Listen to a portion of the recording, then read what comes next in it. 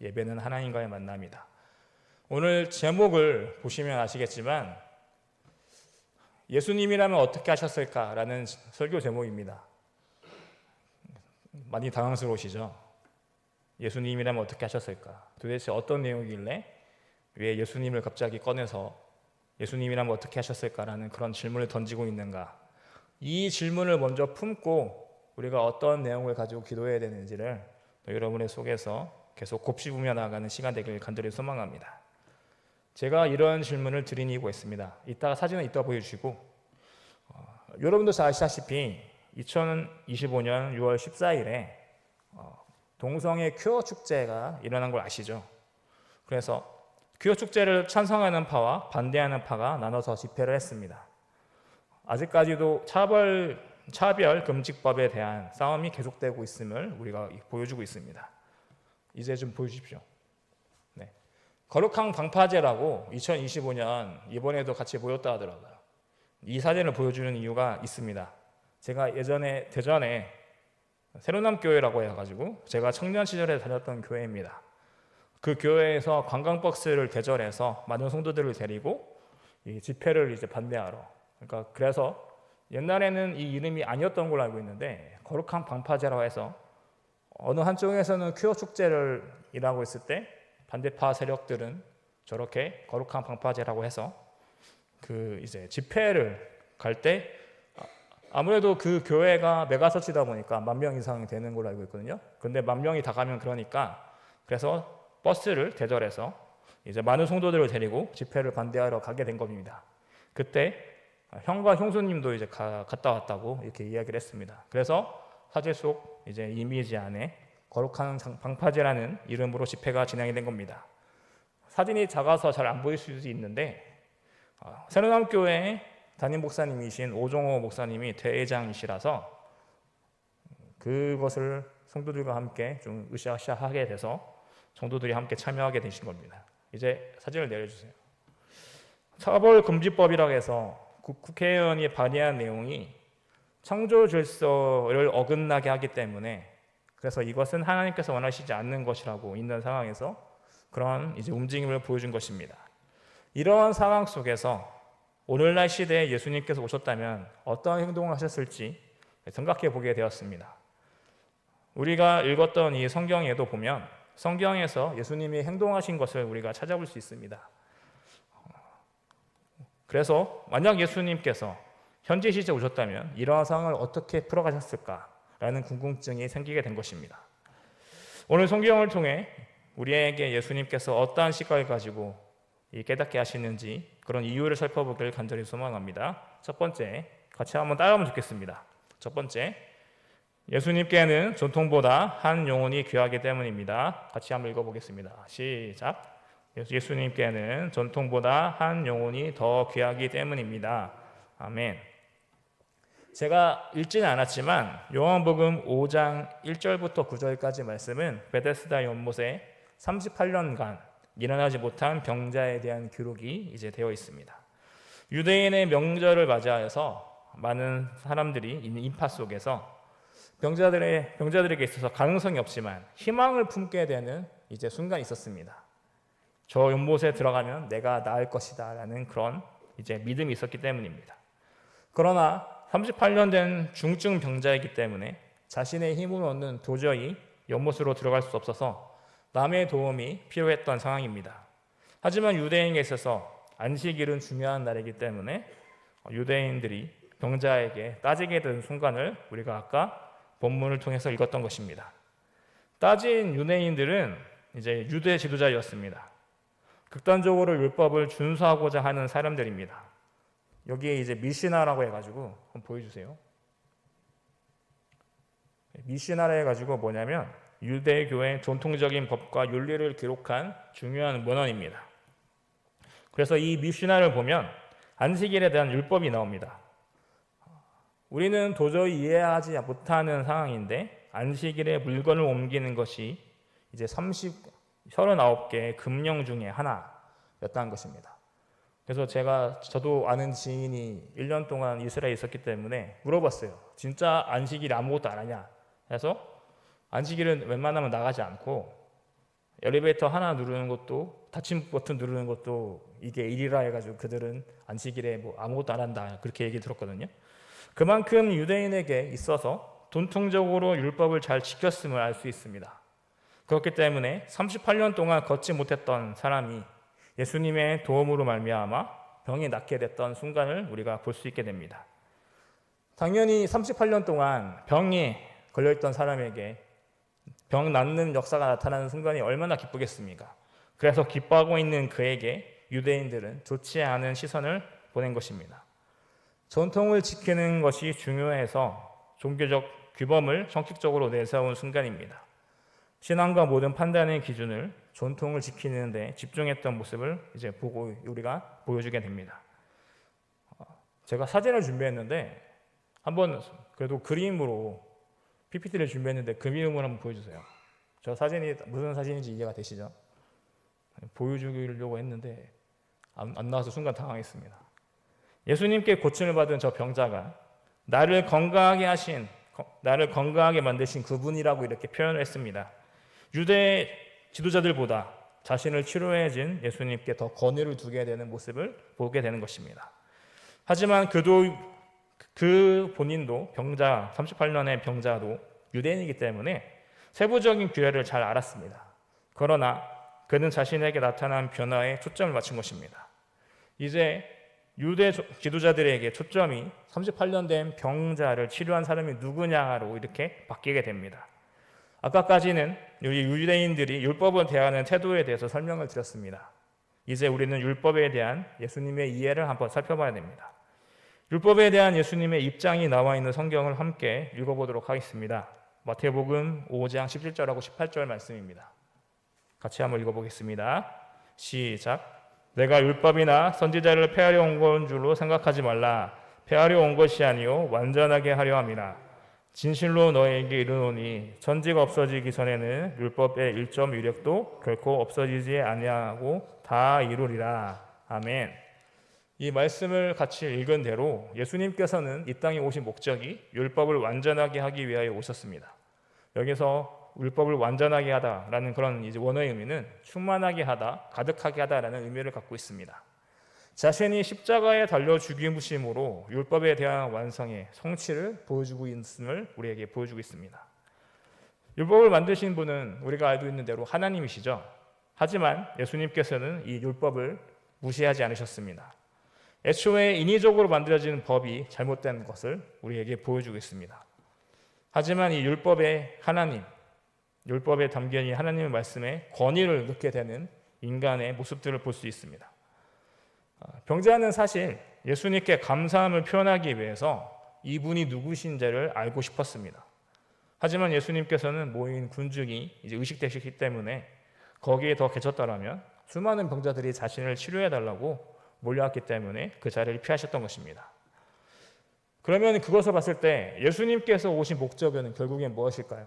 예수님께서 오신 목적은 병자만을 치료하기 위한 것이 아니라 죄 해결과 영혼 구원이 있었기 때문입니다. 예수님의 우선순위는 구속사역이었기 때문입니다. 단순히 병자에게 치료를 주고 병자들이 치료를 받고 또 먹을 것 없는 사람에게 먹을 것을 주고 그것이 끝나는 것이 아니라 예수님의 우선순위는 병자만을 치료하기 위한 것이 아니라 죄 해결과 영혼 구원이 있었기 때문입니다. 그래서 예수님은 우선순위를 제대로 보셨습니다. 구속사역에 지장이 생길까 봐 행동하셨고 천천히 하나님의 때를 기다렸던 것입니다. 그래서 그 뒤에 예수님께서 의도적으로 병자를 다시 만나셨고 그리고 병자에게 하신 말씀이 있습니다.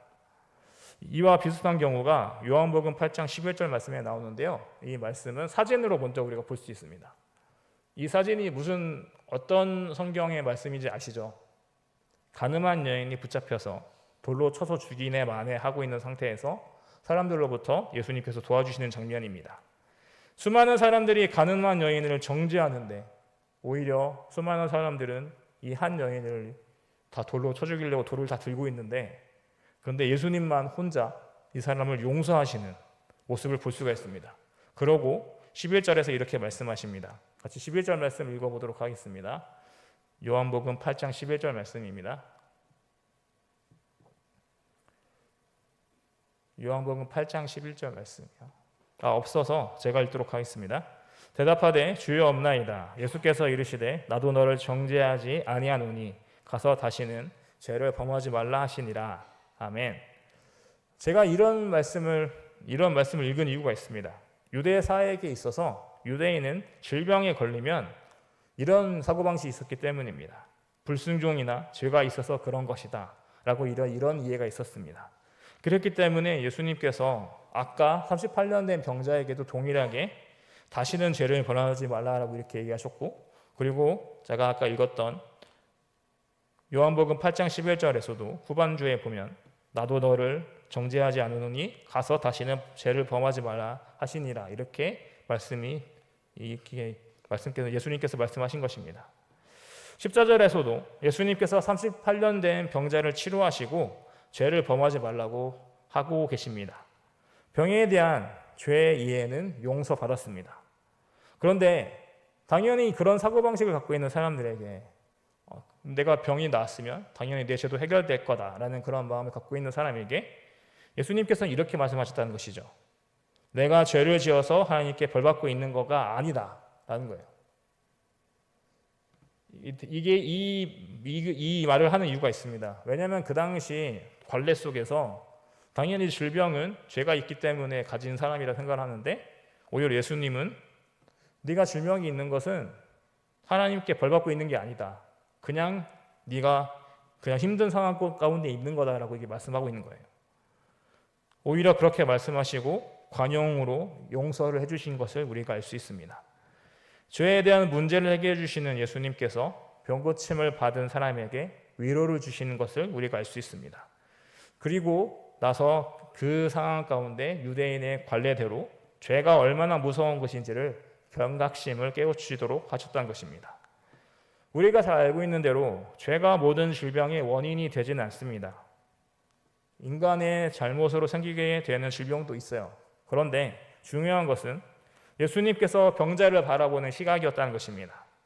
아까도 제가 서울대도 말씀드린 것처럼 유대인들이 자신들의 율법과 정통을 따지면서 병자를 계속 죄인으로 몰고 갔습니다. 하지만 예수님께서는 그 사람이 이해할 수 있는 말투로 위로의 말을 해주신 것입니다. 내가 질병이 나았고 죄가 해결됐다라는 것은 뒷전의 말이고, 결국엔 수많은 사람들이 삿대질하면서 너 잘못했어라고 하는 게 아니라 그 중에 예수님 혼자만 하나님께서 너에게 벌을 받고 있어서 주는 것이 아니라 그냥 관용과 용서를 주시는 모습을 우리에게 보여주고 있는 것입니다. 유대인들이 자신의 율법과 전통을 따지면서 병자를 죄인으로 몰고 갔대. 이런 위로의 말씀을 어떻게 하실 수 있을까라는 그런 궁금증이 생기게 됐습니다. 그래서 오늘 설교 제목이 예수님이시라면 어떻게 하셨을까라는 이런 질문이 필요한 상황에 있었던 것입니다.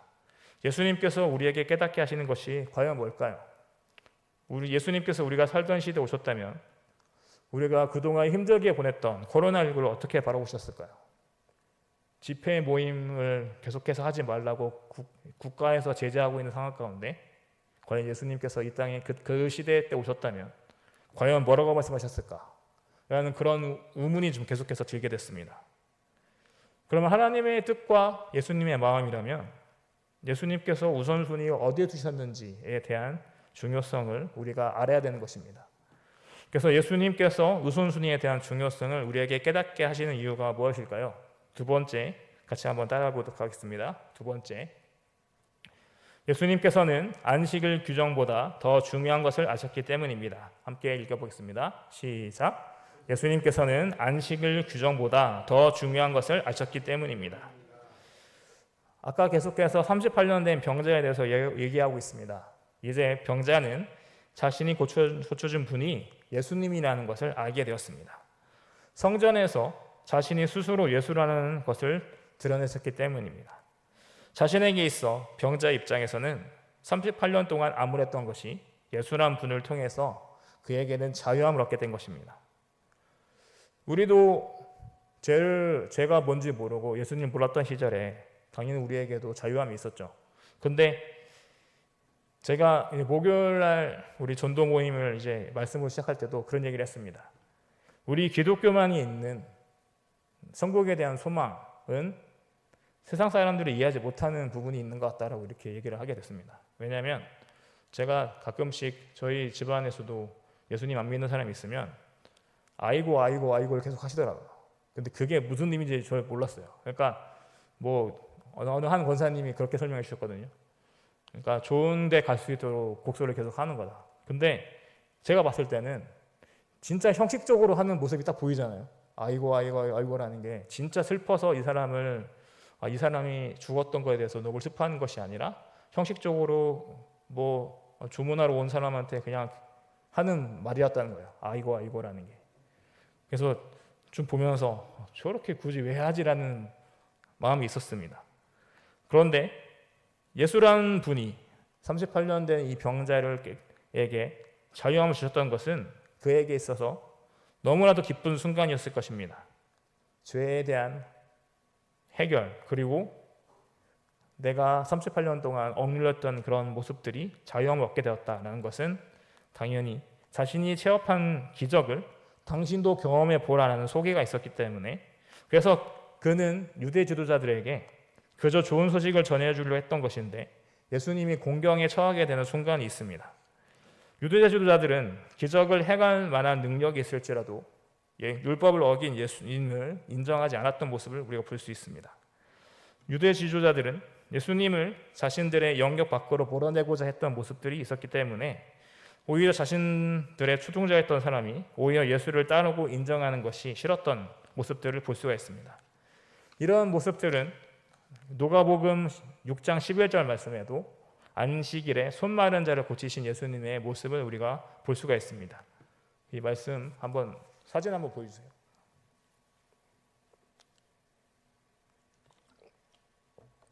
이 누가복음 6장 11절에 나오는 그 상황을 제가 한번 가져왔고요.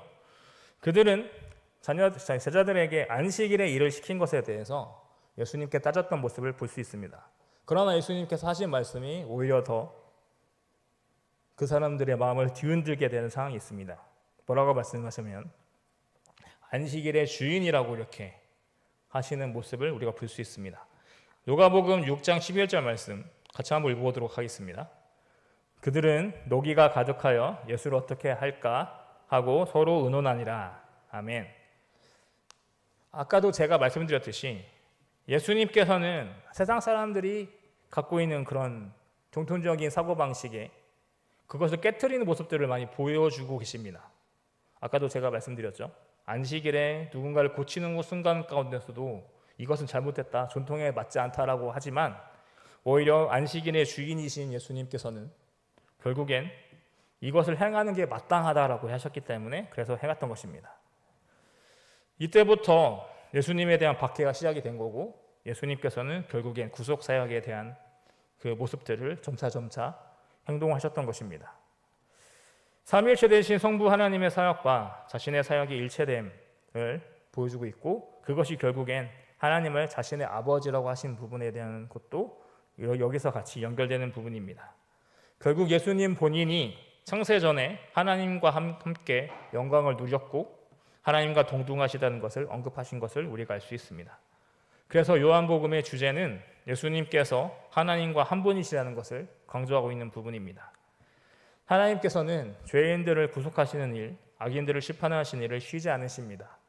그래서 예수님께서 언급하시는 자신의 모든 일이 아버지의 계획과 일치하는 것을 알 수 있는 것입니다. 그러나 이것이 인간, 그 당시 유대 지도자들에게는 자극적인 요소였습니다. 왜냐하면 인간이 하나님과 동등시하다는 것은 신성모독이라고 생각했기 때문입니다. 그래서 요한복음 14장 10절에서 이렇게 말씀하십니다. 예수님의 말씀입니다. 함께 읽어보도록 하겠습니다. 내가 아버지 안에 거하고 아버지는 내 안에 계신 것을 내가 믿지 아니하느냐. 내가 너에게 이르는 말은 스스로 하는 것이 아니라 아버지께서 내 안에 계셔서 그의 일을 하시는 것이라. 아멘. 예수님께서는 분명히 하나님과 예수님께서 동등하신 것을 우리에게 보여주고 있습니다. 예수 그리스도와 하나님께서 서로 하나라는 것을 알지 못한 유대인들은 예수님의 이런 말을 이해하지 못했던 것을 이제 알 수가 있고요. 이때부터 예수님의 사역들이 어려움이 많이 있었습니다. 여러분, 금요일에 참석하신 여러분, 시대를 뛰어넘어 예수님의 시각으로 보게 되는 오늘날 사회는 과연 우리 예수님의 마음을 잘 헤아리고 있을까요? 우리가 살펴보면 왜 예수님께서 이렇게 하셨지라는 생각이 있을 때 인간의 무지가 결국엔 예수님을 죽게 했다는 것을 우리가 알 수 있습니다. 우리가 삶에서 모든 순간순간이 있을 때마다 우리의 삶보다 예수님보다 더 소중한 거라고 생각했던 이 규례와 전통이 과연 예수님보다 먼저라고 판단할 수 있을까라는 그런 질문이 있었기 때문입니다. 그래서 예수님이시라면 어떻게 하셨을까라는 질문을 우리의 삶에서 곱씹어 보시는 여러분 되시길 간절히 소망합니다. 말씀을 통해 본 것처럼 예수님은 우선순위를 제대로 하셨습니다. 예수님의 입장에서는 한 영혼을 구원하는데 더 눈길을 두셨던 것입니다. 전통보다, 규례보다 한 영혼을 주님 하나님께로 이끄는 것이 더 중요하다는 것을 우리에게 깨닫게 하십니다. 한 영혼을 구하는데 눈길을 주셨던 그 예수님의 행동은 결국 우리는 질문을 던지게 합니다. 교회에게 바라시는 예수님의 마음을 어떻게 우리가 그것을 판단하고 행동해야 될까라는 그런 모습을 우리에게 품게 하십니다. 예수님의 역사를 바라보고 소망하신다면 이런 어려움을 같이 극복하시길 간절히 소망합니다. 그렇기 때문에 우리가 꾸준하게 해야 될 것이 뭐가 있을까요? 결국 나의 신앙생활 성장에 어떤 도움이 될지, 우리가 어떻게 행동해야 될지 한번 생각해 보시는 여러분 되시길 간절히 소망합니다.